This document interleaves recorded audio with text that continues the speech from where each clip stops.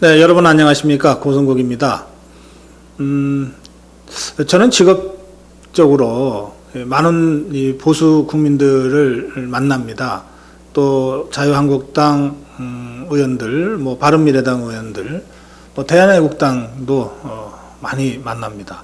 개인적으로도 만나고 또 고성국 TV를 통해서 인터뷰를 하면서 만나기도 하고 또 6.13 선거 취재를 하기 위해서 전국을 다니다 보면 이제 많은 분들이 저한테 이런 얘기 좀 전해달라 이렇게들 부탁 말씀을 하시기도 합니다. 그래서 그냥 그 신문을 통해서 또는 TV 뉴스를 통해서만 접하게 되는 대한민국의 현실뿐 아니라 정말 대한민국 국민 각자가 생활 현장에서 느끼는 이런저런 어려움, 안타까움 그런 말씀들을 많이 듣게 됩니다. 오늘 정론일침에서는 그런 여러분들의 그 느낌과 말씀, 그동안 제가 들으면서 쌓아놓고 숙성시키고 정리했던 그런 말씀들을 좀 몇 가지 드리려고 합니다.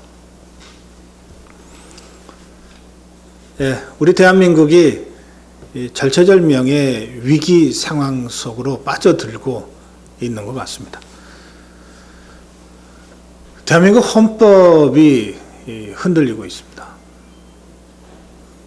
문재인 대통령이 발의한 개헌안은 이제 폐기됐습니다만 그러나 헌법같이 대한민국 헌법 70년의 건국과 이 산업화 민주화 과정에서 근대화 과정에서 흔들리지 않았던 또 우리가 지켜온 그 대한민국의 헌법같이 자유민주주의와 시장경제라고 하는 두 원리가 여러 가지 형태로 도전받고 위협받고 있습니다.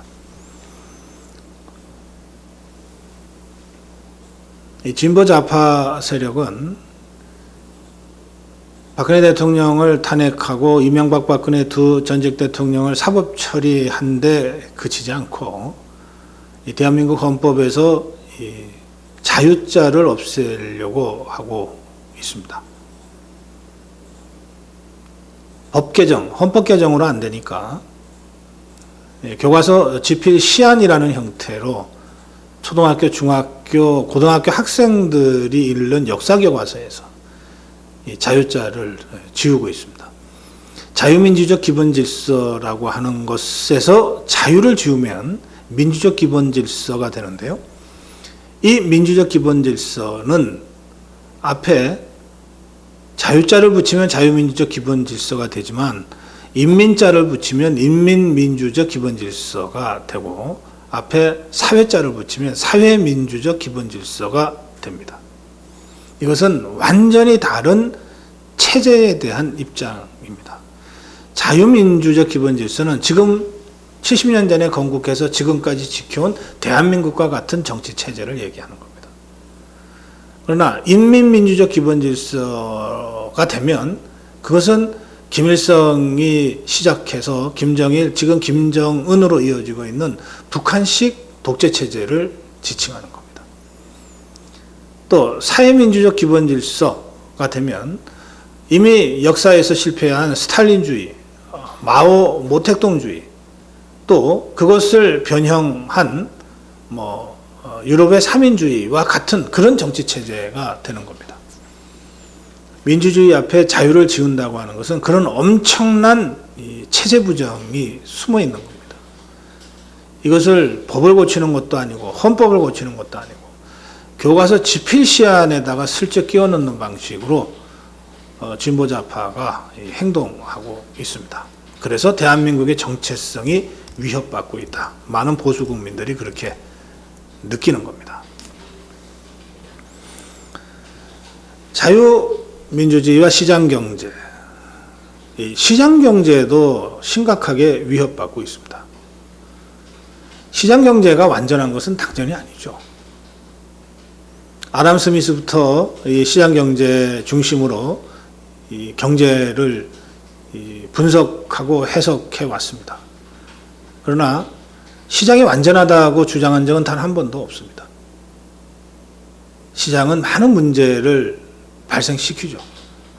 이 시장 경제가 발생시킨 문제를 보완하는 과정에서 자본주의가 수정자본주의가 되고 또 복지를 강조하는 현대식 시장 경제 자본주의가 됐습니다.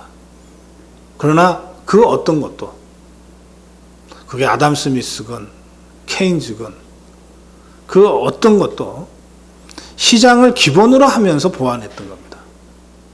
국가가 복지를 대폭 강조하고 국가가 주도해서 복지 정책을 수행해도 그것은 어디까지나 시장 경제의 잔여적 부분에 한정됐던 겁니다. 그래서 중심은 시장 경제였던 거죠. 그런데 이 시장을 국가로 대체하겠다. 그것은 계획 경제가 되는 겁니다. 그것은 공산주의 경제가 되는 겁니다. 문재인 정부의 소득주도 성장이 저는 계획 경제라고 생각하지는 않습니다. 아직까지는. 그러나 소득주도 성장을 위해서 국가가 최저임금을 앞장서서 올리고 그 과정에서 발생하는 영세 자영업자들의 어려움을 국가가 세금으로 보전해주고 그래도 또 문제가 생기는 것은 추경을 편성해서 또 국가가 보전해주고 일자리도 국가가 주도해서 공무원 일자리부터 늘리고 모든 영역에서 국가가 주도해서 뭔가를 풀어내는 방식으로 한다면 시장경제는 허울 좋은 말뿐이고 실제로 국가가 시장을 대체하지 말란 법이 없지 않겠나 이런 걱정들을 국민들이 하기 시작했습니다. 아직은 대한민국 경제는 시장경제죠. 아직은 시장 중심으로 작동되죠. 그러나 국가의 지나친 개입이 시장을 위축시키고 있는 이 문재인 정부 지난 1년간의 현실 또한 부인할 수 없습니다. 이런 경향이 가속화되면 어느 시점부터 국가가 시장을 대체하지 말란 법이 없지 않겠는가. 이런 보수 국민들의 걱정, 이걸 과연 기우라고 할 수 있겠습니까? 안보위기 심각합니다.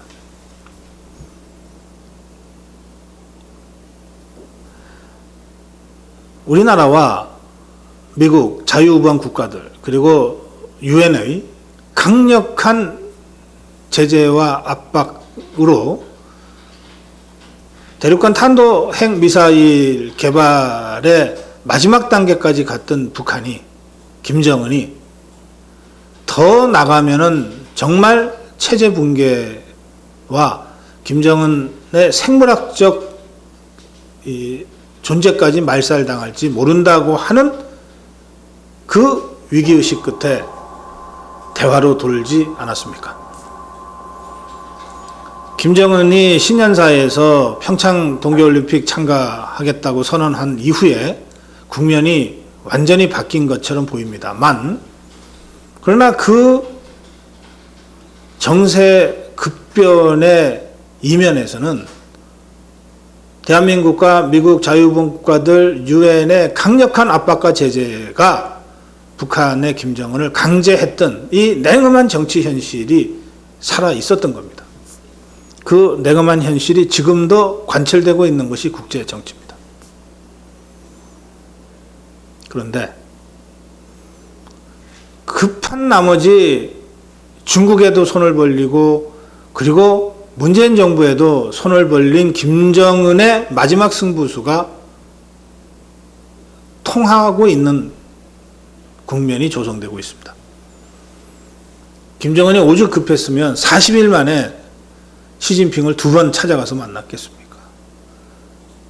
근데 그보다 훨씬 더 다급하게 김정은이 문재인 대통령을 4월 27일에 만나고 5월 26일에 또 만났습니다.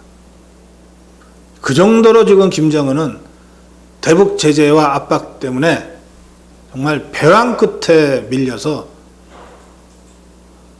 다급하게 구해달라 살려달라고 하고 있는데 그래서 이제 조금만 더 압박해 들어가면 완전히 북한의 핵을 영구적으로 검증 가능한 방식으로 불가역적으로 폐기할 수 있는데, 그런데 이 막판 국면에서 중국이 북한에게, 김정은에게 살 길로 뒷문을 열어주고 문재인 대통령이 완전한 비핵화라고 하는 그 단어 한마디를 거듭거듭 공개적으로 보증해주는 이런 사태가 전개되고 있습니다. 그로 인해서 대한민국 해방과정, 건국과정, 산업화 근대화 과정, 민주화 과정에서 일관되게 동맹으로서 헌신적으로 역할을 해온 미국과 대한민국의 혈맹적 관계가 심각하게 훼손되고 흔들리고 있습니다. 미국 조야에서, 트럼프뿐만 아닙니다. 미국의 조야에서 최근의 대화 국면 속에서 미국이 한편이 되고 북한과 한국이 다른 한편이 된 듯한 느낌을 받는다고 하는 얘기들이 나오고 있습니다. 오죽하면 중재를 자처한 문재인 대통령한테 트럼프가 옆으로 비켜 있으라라고 했겠습니까? 구체적으로 이렇게 표현은 안 했겠지만, 그러나 이낙연 총리의 발언이 그걸 시사하지 않습니까? 이낙연 총리가 이렇게 얘기했습니다. 미국은 북핵 폐기를 위한 미북 회담에 한국 정부가 너무 깊이 개입하는 것을 꺼리는 것 같다. 그래서 문재인 정부도 더 깊이 개입하는 것을 자제하고 있다. 그 말이 그 말 아닙니까? 트럼프가 문재인 대통령한테 못 믿을 중재 그만하고 좀 잠깐 옆으로 물러서 있으시오. 김정은은 내가 직접 상대하겠소. 이렇게 얘기한 것 아니겠습니까? 그 정도로 한미 관계는 대화 국면임에도 불구하고 심각하게 훼손되고 있습니다. 대한민국 안보의 출발인 한미동맹이 이렇게 심각하게 훼손된 것, 이것이 대한민국 안보의 위기죠. 위기를 그대로 보여주고 있습니다. 이런데도 사태의 심각성을 인식하지 못하고 문재인 정부의 외교안보 특보, 또 문재인 정부의 통일외교 정책에 큰 영향을 미칠 수 있는 주요 인사들이 정전협정을 평화협정으로 이행하면, 전환하면 주한미군의 존재 근거가 없어진다.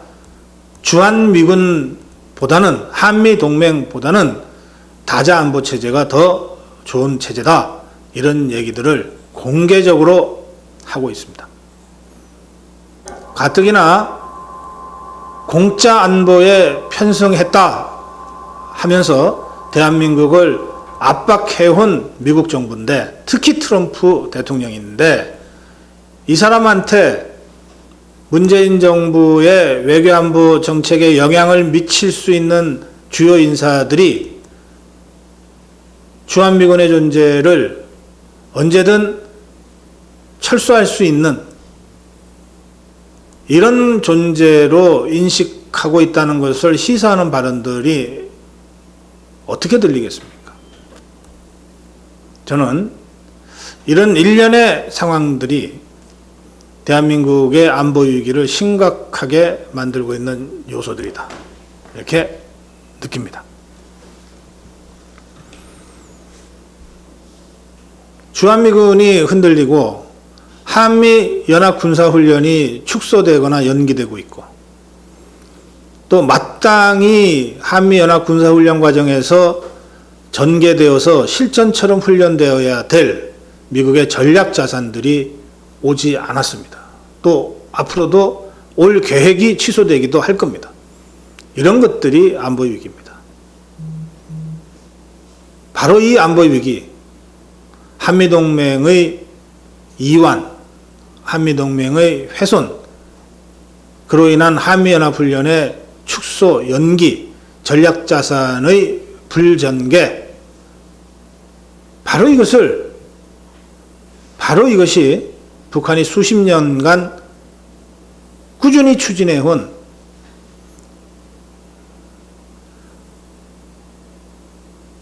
대남한 전략의 핵심입니다.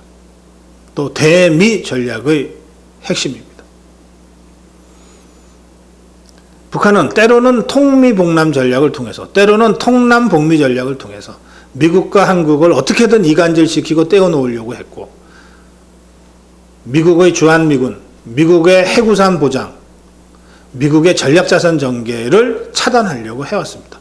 1949년에 실제로 그런 일이 있었고, 미국이 한반도를 미국의 방어선 바깥으로 정의한 바로 6개월 후에 북한이 소련, 중국의 지원을 받아서 일거에 쳐내려왔던 6.25 전쟁. 그 6.25 전쟁이 67년이 지난 지금 재현되지 말란 법이 없습니다. 정말로 문재인 정부의 외교안보 특보 같은 사람들의 예상대로 1년의 과정을 거쳐서 주한미군이 철수하고 해구산도 약화되고 그리고 미국의 전략자산 전개도 축소되고 이런 상황에서 중국의 지원 또 소련의 무기를 받은 북한군이 재래식 무기를 앞세워서 일거에 전쟁이라도 한판 하자고 한다면 대한민국 독자적인 힘으로 물론 지지는 않겠습니다. 어떻게든 이기게 하겠지만 그 과정에서 우리가 감당해야 될 피해는 그야말로 천문학적일 겁니다. 건국 후 70년 동안 이루어놓은 모든 경제 기반들 다 파괴될 것이고 수백만 명 이상의 사상자가 날 겁니다. 이런 상황이 우리 역사 경험 속에 명백하게 있었습니다. 그리고 그와 유사한 상황이 지금 하나씩 재현되고 있습니다. 대한민국 국민, 대한민국 보수 국민들이 안보 위기를 걱정하는 것, 여기에는 다 합당한 합리적 이유가 있다고 저는 생각합니다. 예, 마지막으로 지적할 네 번째 위기는 민생의 위기입니다.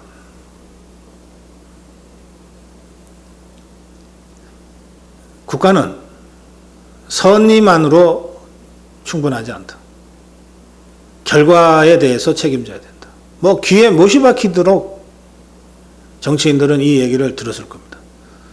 저는 문재인 정부가 한국 경제를 망칠 의도, 그런 나쁜 의도를 가지고 국가를 경영하고 경제정책을 실시하고 있다고는 전혀 생각하지 않습니다. 문재인 대통령도 문재인 정부도 어떻게 하면 민생을 좀 더 편안하게 할까, 어떻게 하면 우리 경제를 더 발전시킬까 라고 하는 선의를 가지고 정책을 지난 1년 동안 집행해 왔다고 생각합니다. 그런데 그 선의의 정책들, 대통령부터 일자리 전광판을 매일매일 체크하겠다고 하고 비정규직을 정규직화 시키라고 지시하고 또 최저임금을 최대한 많이 올려서 2020년까지 시급 만원 시대를 열자고 하면서 16% 넘는 최저임금을 인상하고 하는 일련의 이 경제정책, 민생정책들에 저는 어쨌든 문재인 대통령, 문재인 정부 세력의 선의는 있었겠다라고 인정하고 싶습니다. 그러나 아무리 선의를 인정한다 하더라도 그 정책들이 가져온 파괴적 결과를 한번 보십시오. 네, 그런데 여러분, 문재인 정부의 경제정책, 사회정책, 아무리 그 선의를 인정한다 해도 그 결과가 이 국민의 이 생활을 어렵게 만들고 국가 경제를 위태롭게 한다면 그 선의가 무슨 의미가 있겠습니까?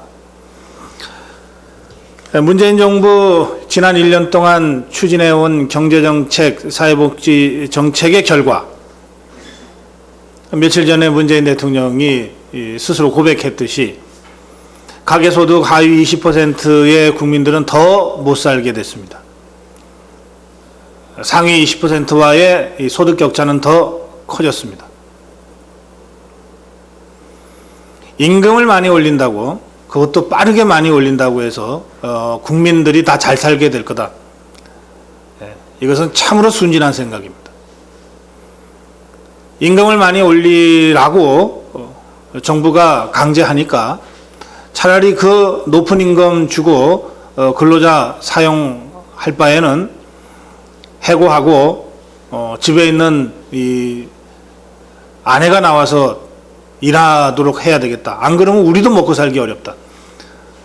대다수 자영업자들의 선택이 그 방향으로 가지 않았습니까? 그 결과 최저임금을 올리는 바람에 가장 열악한 처지에 있는 이 비정규직 아르바이트생들이 대거 실업으로 내몰렸습니다. 뿐만 아니라 아르바이트생을 해고하고 가족이 그 자리를 메꾸겠다고 선택한 수많은 자영업자들의 생활은 그것대로 더 어려워졌습니다. 이래서 가계소득 하위 20%의 국민들이 더 못 살게 된 겁니다. 이런 현실 앞에서 더 잘 살게 하기 위한 의도였다라고 되풀이하는 것이 무슨 의미가 있겠습니까? 문재인 정부도 의도만 가지고서는 이 어려운 민생을 다 설명할 수 없다. 이 어려운 민생으로 고통받고 있는 국민들을 다독일 수 없다고 하는 정도는 아는 것 같습니다. 그래서 통계청이 발표한 통계를 자기들 입맛에 맞게 재가공하는 편법을 동원해서 봐라. 근로소득자들은 90% 이상이 최저임금이 오르는 바람에 소득이 오르지 않았느냐. 그러니 최저임금 인상의 긍정효과는 90% 이상이다. 라는 터무니없는 주장을 대통령이 하게 된 겁니다. 이로 인해서 국민들이 더 잘 살게 되면 좋겠지만 그런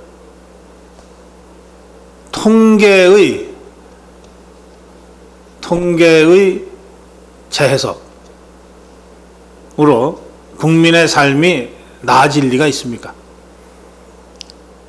많은 국민들이 민생의 어려움을 몸으로 겪고 있는데 대통령과 경제수석과 정책실장이 더 잘 살게 됐다고 주장을 하면 정부에 대한 신뢰만 추락할 뿐입니다. 정부에 대한 분노만 폭발할 뿐입니다. 더 심각한 것은 기업들이 투자 의욕을 잃어버리고 있다는 사실입니다. 경제 성장은 어느 정도 수준에서 지속되지 않으면 사실상 후퇴하는 것과 똑같습니다. 우리가 7, 8%대의 고도성장기는 이미 마감했습니다만 그래도 중간 수준의 성장은 해내야 됩니다. 그래야 새롭게 노동시장에 진입하는 젊은 층들에게 최소한의 질이 담보된 일자리를 만들어줄 수 있기 때문에 그렇습니다. 좋기로는 4%, 5% 내외의 중수준 성장, 그것이 어렵다면 최소한 3% 이상의 성장은 해야 된다. 이것은 보수 진보 좌우 정부 따르지 않고 추구해야만 되는 우리 경제의 기본 목표입니다. 그런데 이 3 내지 4%의 중간 수준의 성장, 이거 국가 투자로 가능한 일이 아닙니다.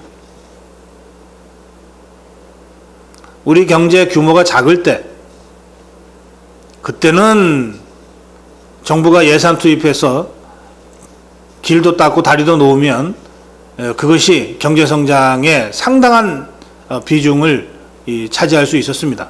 지금은 전혀 그렇지 않지 않습니까? 이제는 말 그대로 민간이, 기업이 경제 논리에 따라서 투자하지 않으면 경제 성장을 할 수 없는 상황입니다. 그런데 문재인 정부 1년 지나는 동안에 우리의 기업들은 대기업은 대기업대로, 영세 자영업자들은 영세 자영업자대로 이 투자 의욕이 꺾이고 말았습니다. 지난 1년 내내 적폐청산의 미명하에 대기업들을 다 범죄 집단시 하지 않았습니까? 롯데그룹의 오너 신동빈 회장 어이없게 법정 구속됐습니다. 삼성 이재용 부회장 집행유예로 나와서 간신히 경영활동 재개했습니다만 그 사람 집행유예로 풀어줬다고 얼마나 많은 사람들이 2심 재판부를 향해서 비난의 화살을 쏘아댔습니까? 이런 상황에서 어떤 대기업이, 어떤 재벌의 오너가 위험부담 감수하고 투자하겠습니까? 대기업, 재벌들이 투자 안 하면 대기업 재벌들과의 협력관계 하에서 경영을 해나가는 중소 중간기업들 역시 경영을 줄이면 줄였지, 가급적이면 현금을 손에 쥐고 버티려고 하지 과감하게 기술 투자하지 못합니다. 중소기업이나 영세 자영업자들의 사정도 똑같습니다. 심지어 영세 자영업자들은 정부가 임금 올려주는 데 따른 부담을 정부가 보전해 주겠다고 해도 그걸 신청하지 않습니다. 그거 정부 지원받아서 임금 올려주는 것보다는 차라리 사람을 줄이겠다. 그렇게라도 해서 살아남아야 되겠다. 이게 시장에서 기업하는 사람들이, 경영하는 사람들이 선택한 경로들입니다. 통상적으로 기업의 투자는 2년, 3년 후에 경제성장이라고 하는 것으로 나타납니다. 경제의 사이클이 그렇다는 겁니다.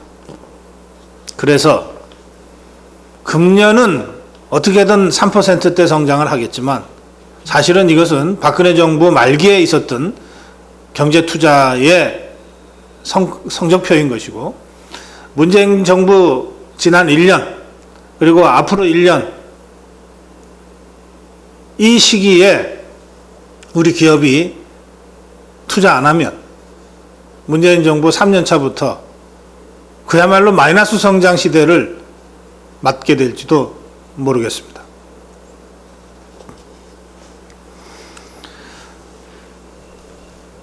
성장률 중에서도 핵심적으로 중요한 것이 잠재 성장률입니다. 지금 당장은 이러저러한 어려움 때문에 성장률이 뭐 2%대도 될 수 있고 심지어 1%대도 될 수 있지만, 잠재 성장력을 우리가 갖고만 있다면 다시 도전해 볼 수 있습니다. 그런데 이 잠재 성장력, 기업이 투자를 하지 않고 특히 R&D에 지속적 투자를 하지 않는데 잠재 성장력이 커질 리가 없습니다. 잠재 성장력이 점점 낮아지게 되면 정말로 한국 경제의 미래가 없어지는 겁니다. 그런데 지난 1년 동안 잠재 성장력 지속적으로 후퇴하고 있는 것으로 느껴집니다. 기회비용이 증발하고 있고 상대적 박탈감이 커지고 있습니다. 그런데 대통령은 임기 첫날부터 일자리 전광판 세우고 비정규직 정규직화 지시하고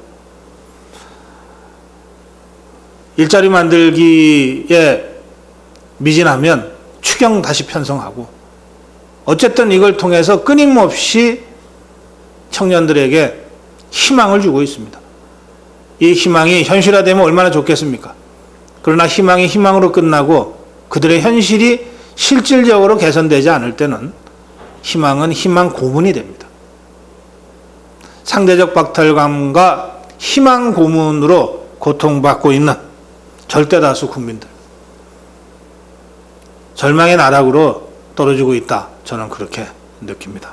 이것이 제가 말씀드린 4대 위기 중에 마지막 민생의 위기입니다.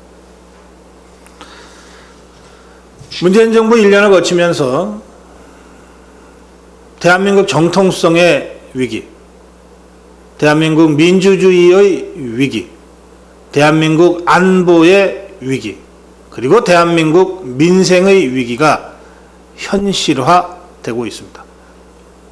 위기, 이 네 가지 위기 중에 어느 하나만 보더라도 참으로 엄중하고 쉽지 않은 도전일 텐데, 이 네 가지 위기가 동시에 우리를 덮치고 있습니다. 삼각파도, 사각파도가 우리를 엄습하고 있습니다. 대한민국은 이 4대 위기에 대처하지 않으면 안 되는 절체절명의 상황에 놓여 있는 것입니다. 저는 이 위기에 대처하기 위한 우리의 선택 분명하다고 생각합니다. 네 가지 해법을 제시하겠습니다. 첫째, 자유민주주의와 시장경제라고 하는 대한민국 정체성과 헌법 가치를 다시 한번 분명히 확인하고 이를 흔드는 일체의 행동에 대해서 적극적으로 맞서서 행동해야 합니다. 이거 할 수 있는 세력, 보수 우파 세력밖에 없습니다.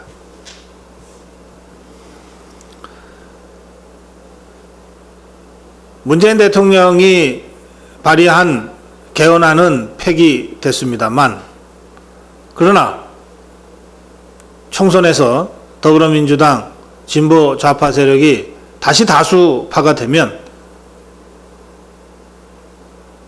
헌법 전문에서 자유자를 빼는 그런 헌법 개정이 다시 강행될 가능성이 많습니다. 또 법을 고치지 않고도 할 수 있는 교과서 집필 시안에 이미 자유자를 뺀, 그리고 대한민국이 한반도의 유일 합법 정부라고 하는 유엔의 선언을 뺀 이런 역사 교과서들이 지금 집필되고 있습니다. 막아야 됩니다. 이걸 막기 위해서 보수 정당들은 국회에서, 보수 세력들은 필요하다면 거리에 나서서라도 행동해야 합니다. 두 번째, 안보의 위기에 대처하기 위한 출발점, 한미동맹을 다시 확인하고 강화 구축하는 겁니다. 한미동맹, 지난 70년 동안 대한민국 안보를 지켜온 가장 중요한 축이었습니다. 대한민국은 일제로부터 해방되는 과정에서, 그리고 지금과 같은 민주주의 정치 체제를 만들어내는 과정에서, 그리고 6.25 전쟁을 넘어서는 과정에서, 그리고 산업화와 민주화를 하는 과정에서 70년의 건국과 현대화 민주화의 전 과정을 통해서 미국과 뗄래야 뗄 수 없는 혈맹적 관계 속에서 도움을 주고 받았습니다. 역사상 이런 동맹국가는 유례를 찾아볼 수가 없습니다. 그 한미관계를 확고히 하는 것, 그 한미동맹을 확고히 하는 것, 이것이 대한민국 안보의 알파요 오메가입니다. 대한민국을 적화하려고 하는 전략을 한 번도 포기한 적이 없는 북한은 지난 70년 동안 바로 이 한미동맹을 이완시키고 와해시키기 위해서, 그래서 한미 간의 갈등을 부추기기 위해서 여러 가지 형태로 공작을 벌여왔습니다. 김정은이 평창 올림픽에 참석하고 문재인 대통령을 판문점에서 2차례나 만나고, 또 마침내 싱가포르에서 트럼프를 만나서 일대 미디어 쇼를 하는 그 모든 연출의 이면에도 여전히 한미동맹을 어떻게든 이완시키고 와해시켜야 되겠다. 그래서 대한민국을 미국의 동맹 우산으로부터 해제시켜야 되겠다. 라고 하는 대남 전략이 작동되고 있다고 생각합니다.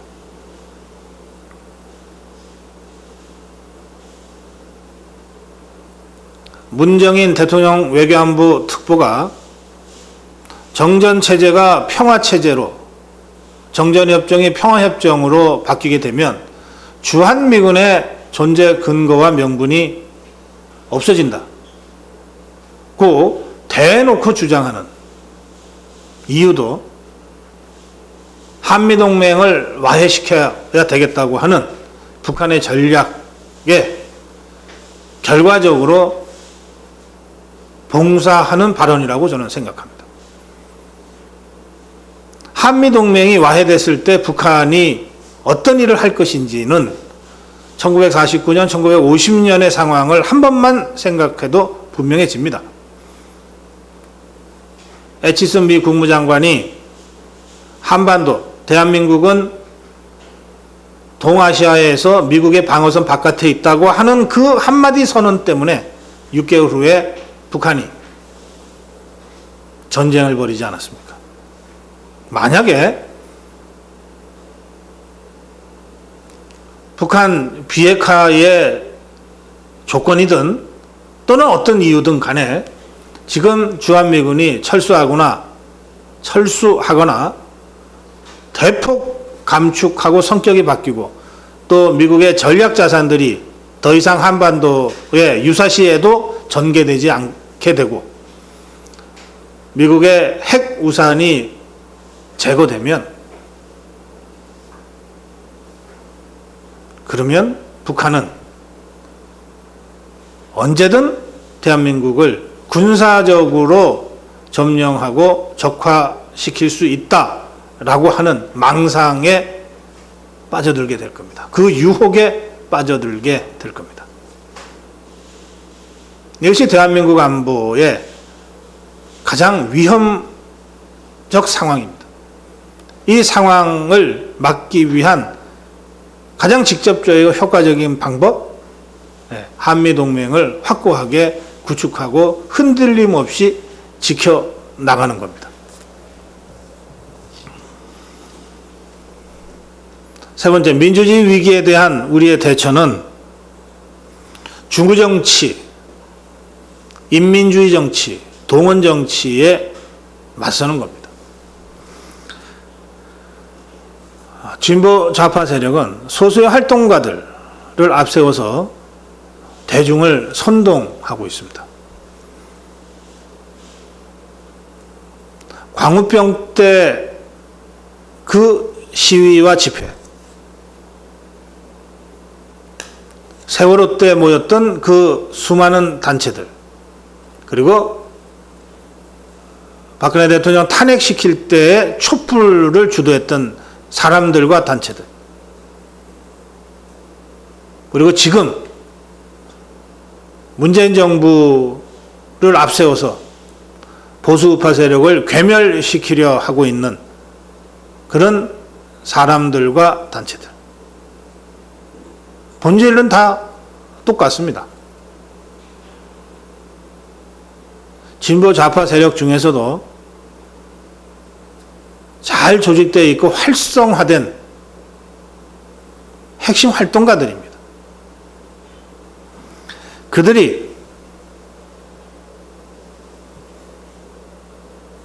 매우 다양하고 유연한 그리고 감성적 접근법을 통해서 대중을 동원하고 있습니다. 청와대 청원 게시판을 통해서 동원하고 각종 SNS의 댓글을 통해서 동원합니다. 그리고 오프라인에서 온갖 형태의 문화 행사를 통해서 대중을 동원해냅니다. 이들의 활동에 맞서서 활동해야 됩니다. 이들이 SNS에서 댓글을 활발하게 하면 보수 우파 세력도 그게 맞서서 댓글 활동을 해야 합니다. 드루킹처럼 조작하자, 불법으로 조작하자는 게 아닙니다. 정당한 댓글 활동을 당당하게 해야 된다는 겁니다. 오프라인에서 촛불이 나타났을 때 오프라인에서 태극기로 맞섰듯이 그렇게 맞대응해야 된다는 겁니다.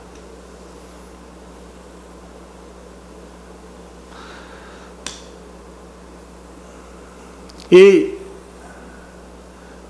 중후 대중정치의 출발, 이것은 모니터링이라고 저는 생각합니다. 무슨 일이 벌어지고 있는지를 알아야 대응할 것 아닙니까? 진보 좌파 세력은 그동안 지상파, 종편, 언론, 신문, 또 SNS 모든 이 미디어 매체에 대해서 철저하게 수년간에 걸쳐서 모니터링을 해왔습니다. 그리고 그 모니터링을 통해서 확보한 이 데이터베이스를 가지고 전략적으로 대응해 왔습니다. 때로는 필요하면 보수 논객을 고립시키기도 하고, 때로는 필요하면 물량 공세를 하기도 하고, 또는 때로는 필요하면 무시하는 전략을 쓰기도 해왔습니다. 그런데 보수우파 세력은 지금 뭘 하고 있습니까? 지상파에서, 종편에서, SNS에서, 신문에서 무슨 일이 벌어지고 있는지, 진보좌파의 주요한 논객들이 어떤 활동들을 하고 어느 방향으로 여론을 만들어 가려고 하고 있는지 제대로 모니터링이나 하고 있습니까? 진보좌파의 활동에서 특기할 점은 더불어민주당과 청와대에 있는 핵심 실무자들과 진보좌파 세력의 핵심적 활동가들 사이의 매우 유기적이고 원활한 커뮤니케이션 네트워킹의 가동입니다. 꼭 무슨 오프라인에서 이 사람들이 회동을 한다고 해서 잘 되는 게 아닙니다. 늘 열어놓고 그들 간의 문제의식이 공유되고 확산되는 나름의 구조를 가동시키고 있습니다. 그런데 수많은 보수단체들이 있지만 자유한국당이 이 보수단체들과 소통은커녕 최소한의 공동행동조차 못하고 있는 것이 지금의 현실 아닙니까? 많은 보수단체 활동가들이 가장 아쉽게 생각하는 부분이 자유한국당과 보수세력 간의 접점의 부재라고 하는 사실. 이거는 보수세력의 입장에서나 자유한국당 입장에서 참으로 깊이 반성해야 될 대목이라고 생각합니다. 보수단체가 모니터링을 해도 그 모니터링의 결과 잘못된 여론, 잘못된 언론, 잘못된 보도를 바로잡기 위해서 보수세력과 자유한국당이 뭔가 같이 공동으로 행동하는 것이 불가능한 구조입니다.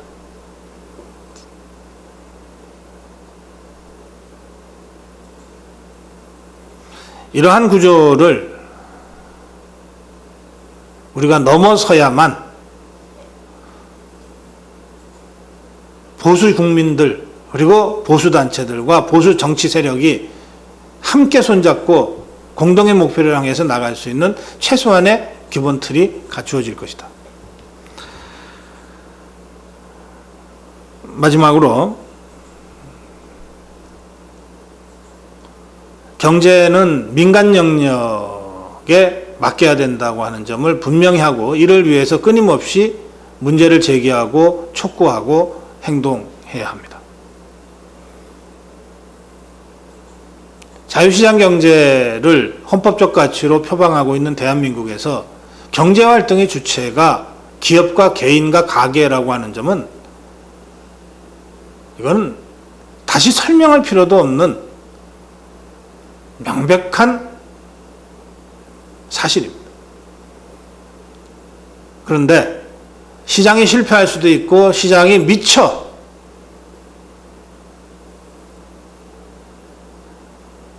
관심을 가지기 어려운 잔여적 부분이 있을 수 있습니다. 시장의 실패 또 시장의 잔여 부분에 대한 국가 차원의 보조와 보완과 지원이라고 하는 것이 사회복지 영역이고 국가의 경제 지원의 영역이 되어야 됩니다. 그것은 아무리 강조해도 잔여적 부분이라고 하는 점을 넘어서서는 안 됩니다. 그 점에서 저는 기업을 경제활동의 주체로 세우는 일, 이 일부터 보수 세력이 함께 나서서 해야 된다고 생각합니다.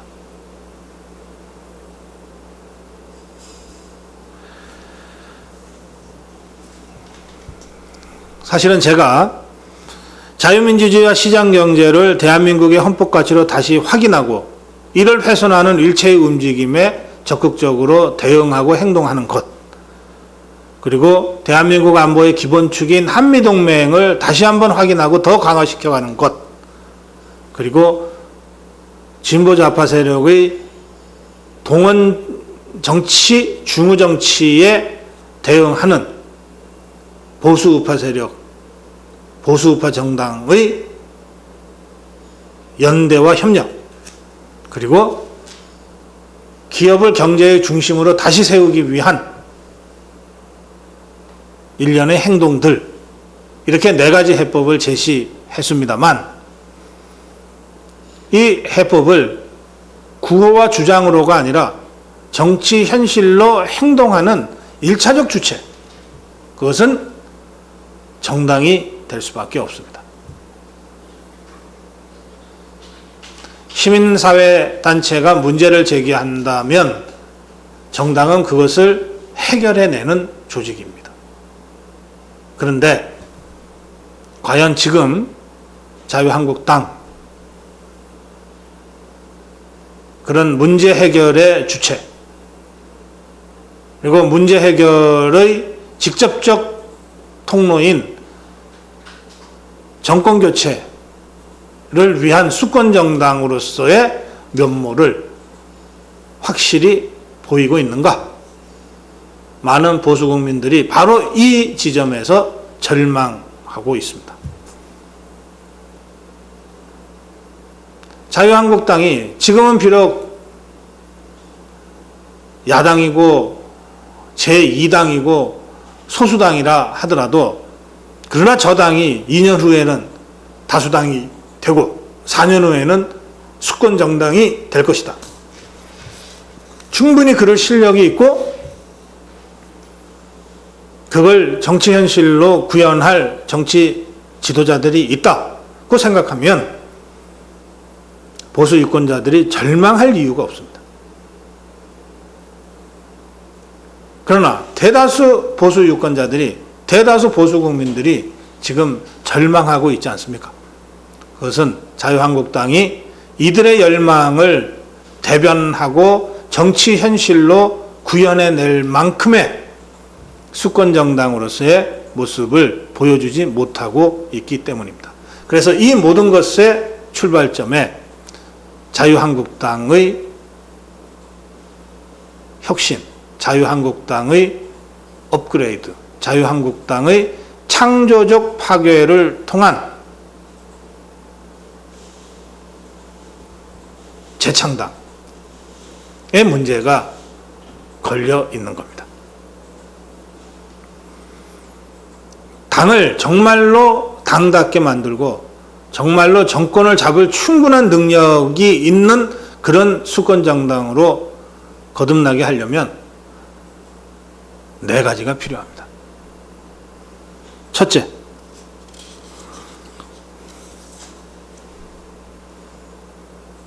당의 깃발을 제대로 세워야 합니다. 자유민주주의와 시장경제라고 하는 대한민국의 헌법 가치를 당의 새로운 깃발로 확고하게 세워야 합니다.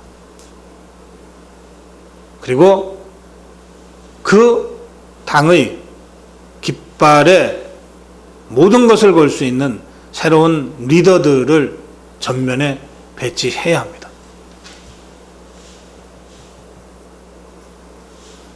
그리고 그 행동을 위한 당의 역량 총결집을 위한 민주적 운영과 민주적 시스템을 구축해야 합니다. 이렇게 되면 자유한국당을 이렇게 완전히 바꿔낼 수 있다면 바른미래당이나 대한애국당이나 따로 할 이유가 없어지게 될 겁니다. 바른미래당에도 바로 이런 새로운 보수의 가치와 새로운 보수의 문화에 공감하는 사람들은 자유한국당으로 들어올 겁니다. 대한애국당 또한 마찬가지입니다. 수많은 보수단체들도 마음 편하게 마음 놓고 자유한국당에 힘을 보태줄 수 있을 겁니다. 그 과정에서 보수 세력의 대통합이 이루어지는 겁니다. 보수 세력의 대통합은 다시 말씀드리면 자유한국당을 진정한 보수정당으로 거듭나게 만드는 혁신에서 시작되는 것이다. 그 혁신은 단순히 인테리어 고치고 간판 바꾸다는 정도의 미봉적 혁신이 아니라 완전한 창조적 파괴를 통한 새로운 창당에 걸맞는 그러한 정치 빅뱅의 혁신이어야 된다. 그래서 당의 깃발, 당의 인물, 당의 문화, 이 모든 것을 일신 또 일신하는 그런 정당 혁신을 해야 됩니다. 그래야 보수의 대통합이 가능하고 그래야 보수 대통합이 의미가 있게 된다. 저는 대한민국의 위기를 극복하기 위한 그 출발점에 자유한국당의 혁신과 보수 세력의 대통합이 있다. 이걸 통해서 국가 정체성의 위기에 대처하고 민주주의 위기에 적극 대처하고 안보의 위기에 대처하고 민생의 위기에 대처하는 수권 정당이 되면 2020년 총선 다수당 되고 2022년 대선 정권 획득 가능하다. 그래야 지금 우리가 겪어온 한반도의 위기, 대한민국의 위기, 민생의 위기 근원적으로 치유할 수 있게 된다. 이렇게 말씀드립니다. 저희가 자유한국당의 혁신과 보수 세력의 통합에서부터 이 모든 문제를 풀어가자고 되풀이 강조하는 이유입니다.